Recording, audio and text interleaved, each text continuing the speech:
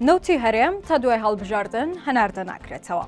گفتوگۆکانی نەوتی هەرێم ڕاگیراون و دەبێت حکوومەتی داهاتووی عێراق یەکلایی بکاتەوە.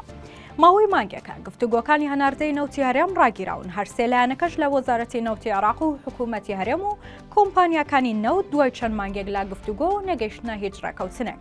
کۆمپانیاکانی نەوت داوای شایستە داراییەکانی خۆیان دەکەن، بەڵام هێشتا حکوومەتی عێراق ئامادە نییە شایستەی دارایی ئەو کۆمپانیایانە خەرج بکات. بەپێی زانیاریەکانی تیوار، حکوومەتی عێراق گفتوگۆکانی هەناردەی نەوتی هەرێمی ڕاگرتووە، بڕیاریشە تا دوای هەڵبژاردنەکانیش هەناردەی نەوت دەست پێ نەکاتەوە، چونکە کەشوهەوای سیاسی عێراق کەوتۆتە ژێر کاریگەری بانگەشەی هەڵبژاردنەوە.